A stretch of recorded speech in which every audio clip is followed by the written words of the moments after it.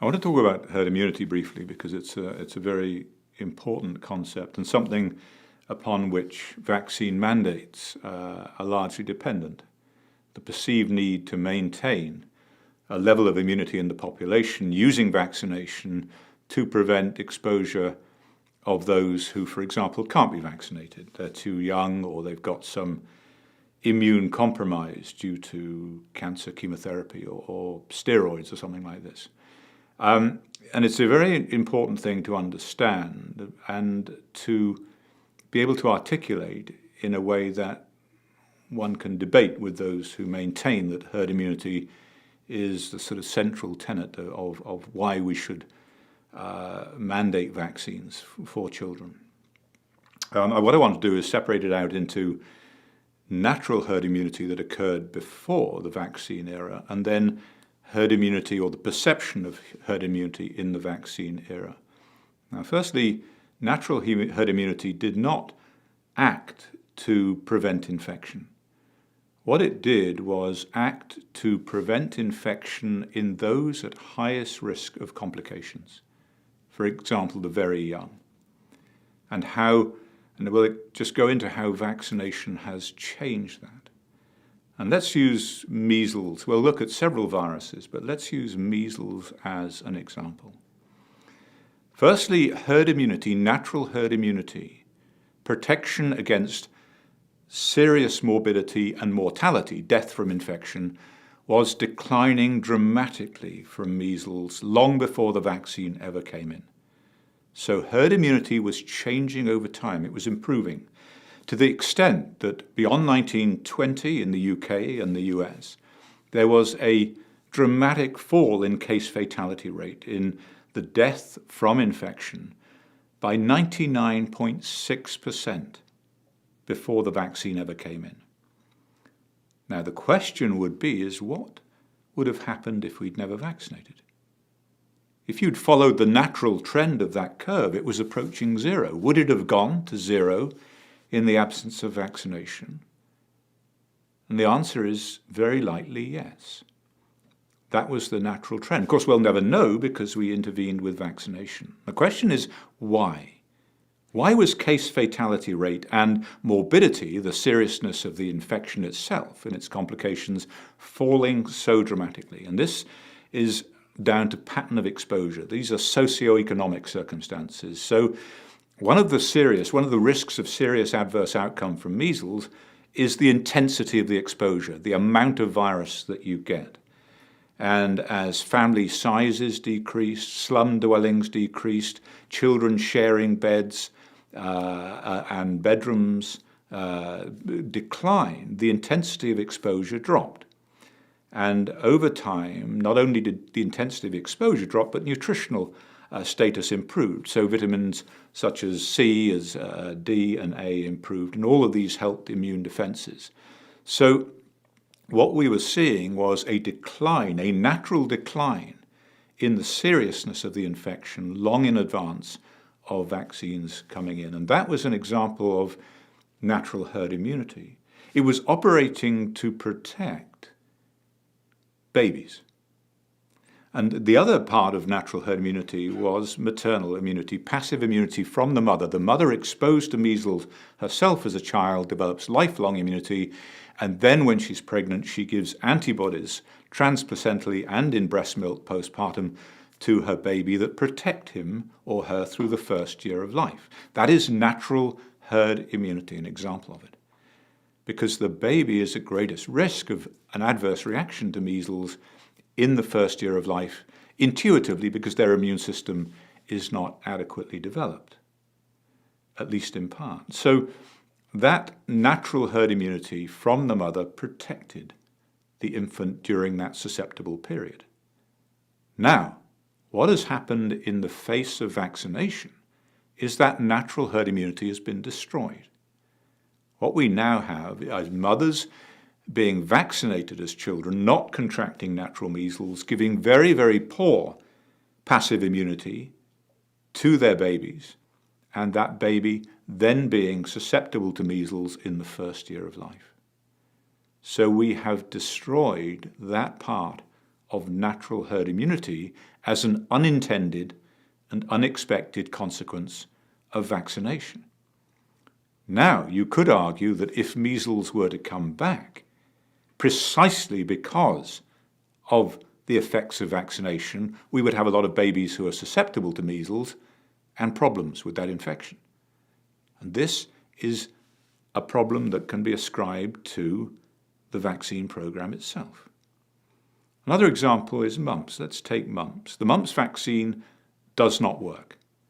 So what we're seeing is outbreaks of mumps around the world in populations that have received 2, 3, 4 doses of the mumps vaccine.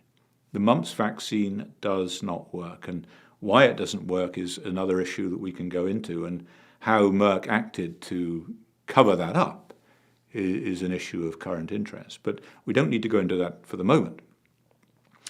Mumps was historically contracted at around the age of 5 to 7 by children who then develop lifelong immunity. Mumps in children is a trivial disease. It's acknowledged to be a trivial disease. And indeed, the CDC and the Department of Health in the UK determined there was no need for a mumps vaccine because it was so mild and its complications were not serious. But nonetheless, for commercial reasons, I believe a mumps vaccine was foisted onto the population and has been made mandatory for many. Now, because the vaccine does not work in enough people or for long enough, then what we see is the re-emergence of mumps in older populations, in teenagers and college students.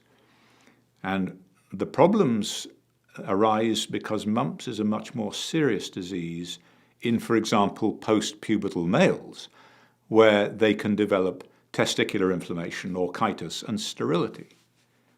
So a mumps vaccine that doesn't work is not only a useless vaccine, it's a dangerous vaccine because it destroys natural herd immunity, that is the exposure of individuals when the disease is mild, and displaces it up to a susceptibility to disease at a time when the disease is severe or more severe.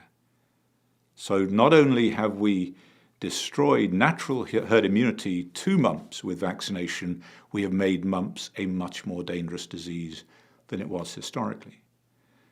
The other example, looking at live viral vaccines, is chickenpox.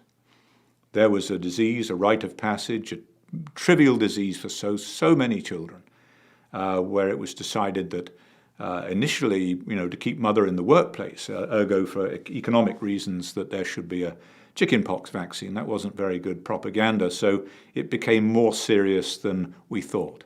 Suddenly it changed the messaging around the chickenpox vaccine.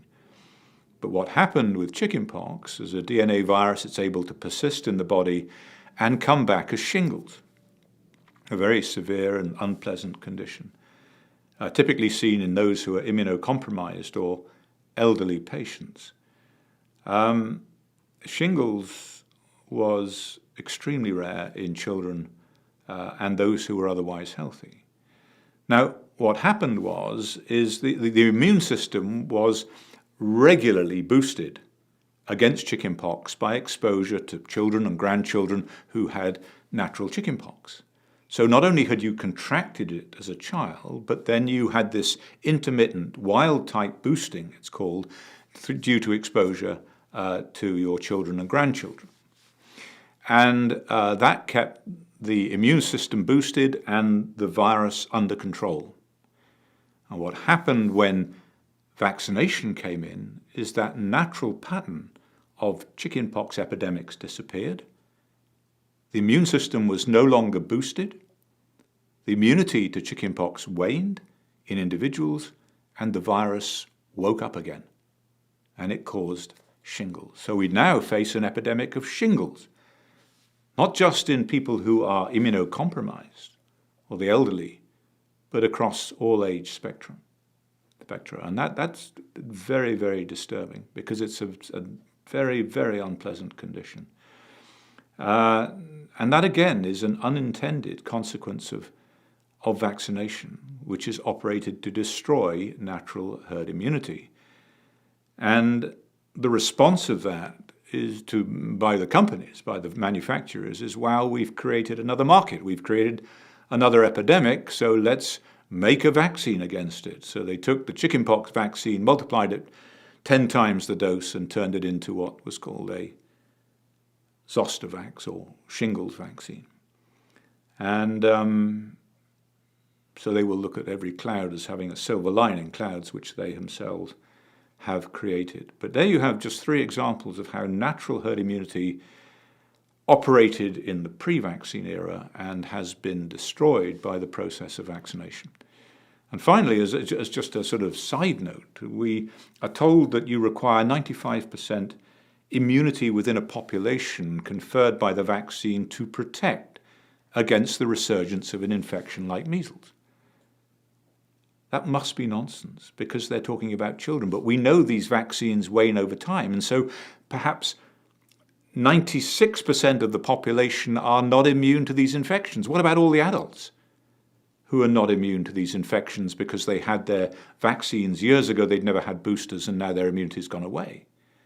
So this whole concept of herd immunity, which relies upon the children, 95% of the children being vaccinated, does not take account of the many, many millions of adults who are no longer immune, who are nonetheless, by their criteria, capable of contracting and transmitting these infectious diseases. Does it happen? No.